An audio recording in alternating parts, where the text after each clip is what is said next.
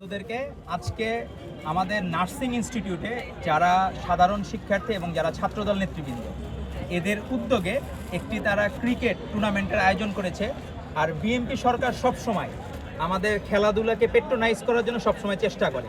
খেলাধুলা যে একটা পেশা হইতে পারে এটা স্বপ্নদ্রষ্টা হচ্ছেন আমাদের মাননীয় প্রধানমন্ত্রী জনাব তারেক রহমান, যে খেলাধুলাকে পেশা হিসাবে এস্টাবলিশ করার জন্য উনি অবিরাম কাজ করে যাচ্ছেন এবং চতুর্থ শ্রেণী থেকে এরপরে পরবর্তীতে যে কোনো সময় চতুর্থ শ্রেণী বাধ্যতামূলকভাবে খেলাধুলাকে শিখতে হবে সবার, অন্তত বডিকে ফিট রাখার জন্য যতটুকু খেলাধুলা দরকার, এক্সেস কোনো কিছু না। এবং নতুন করি স্পোর্টসের মাধ্যমে, আগে তো নতুন করি হয়তো শুধুমাত্র সংস্কৃতির ক্ষেত্রে বিকাশের জন্য, কিন্তু এখন নতুন করি হবে এখন খেলাধুলায় বিকাশের জন্য। আমরা বাংলাদেশ যাতে জনাব তারেক রহমানের নেতৃত্বে ভবিষ্যতে আমরাও যাতে ওয়ার্ল্ড কাপ বিশ্বকাপ খেলতে পারি, ফুটবল ওয়ার্ল্ড কাপ যাতে খেলতে পারি, ক্রিকেটেও যাতে আমরা আরও ভালো করতে পারি, আমরা যাতে ওয়ার্ল্ড কাপ উইন করতে পারি, তার জন্য আমাদের কাজ করতে হবে, নিরন্তর সংগ্রাম করতে হবে।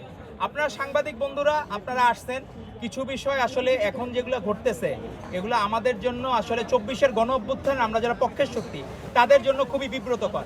আমরা দেখলাম ইসলামী ছাত্র শিবির, অনেকে গুপ্ত শিবির বলে, অনেকে রক্কাটা শিবির বলে, তো আমরা শিবিরের ভাইরা দেখলাম তারা একটা নাটক মঞ্চায়ন করছে যে শিবির নাকি ছাত্রলীগ ধরতেছে। তো আমার কাছে দেখে মনে হয়েছে, বাংলাদেশের সাধারণ শিক্ষার্থীদের মনে হইতেছে যে এক ছাত্রলীগ আরেক ছাত্রলীগকে ধরতে গেছে। কি এক অদ্ভুত বিষয়! এরকম আমি সিনারিও আমি জীবনে দেখি নাই যে এক ছাত্রলীগ আরেক ছাত্রলীগকে ধরতেছে।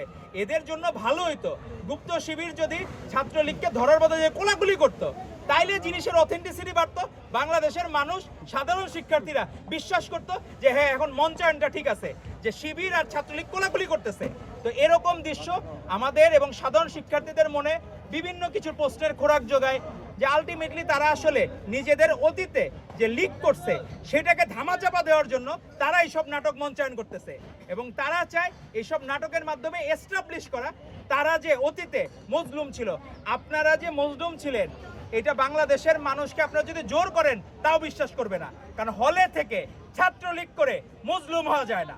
আমরা রাজপথে বাংলাদেশ জাতীয়তাবাদী ছাত্রদলের একটা ক্ষুদ্র কর্মীও পর্যন্ত হাসিনার সাথে কোনদিন আপোষ করে নাই, হাসিনার পক্ষে স্লোগান দেয় নাই, লীগের পক্ষে স্লোগান দেয় নাই। তো আপনারা এরকম দ্বিচারিতা থেকে বের হয়ে আসেন। আর আমাদের তো এখন শিবিরের দেখলাম সভাপতি সে আকাশে উঠতেছে, এখন আর স্থলে তারা দেখা যায় না, রাজপথে দেখা যায় না, সে হেলিকপ্টারে করে আবু সাইদদের ইয়েতে গেছে। আমাদের ছাত্রদলের প্রেসিডেন্টও গেছেন, আমাদের ছাত্রদলের সেক্রেটারি গেছেন চিটাগাং, কিন্তু এরকম যে হেলিকপ্টারে করে এত মহাব্যস্ত সভাপতি যে আকাশে উঠতেছে, এখন বাংলাদেশের মানুষ চায় যে আমাদের 24-এর চেতনা হাসিনার আমলে যেসব ছিল বা ছাত্রলীগ যা যা করেছে, আপনার হেলিকপ্টারে কেন ঘুরতে হবে বা আপনার এত মহাব্যস্ততা কেন? তো আমরা অনুরোধ করব আপনারা ওই আকাশে উড়েন।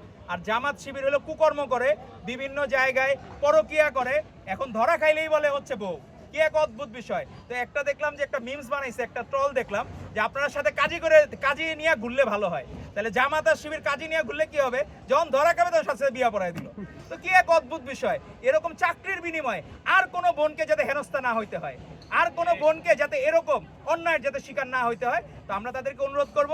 আর শিবিরের ভাইদের অনুরোধ করব আপনারা আকাশ থেকে পাতালে নামেন, আর ছাত্রলীগের সাথে আর বেশি মেলামেশা করেন না। আপনাদের যে এসব অতীত ইতিহাস বাংলাদেশের মানুষ আর কখনোই নিষিদ্ধ ছাত্রলীগকে ফেরত চায় না। ধন্যবাদ আপনাদেরকে।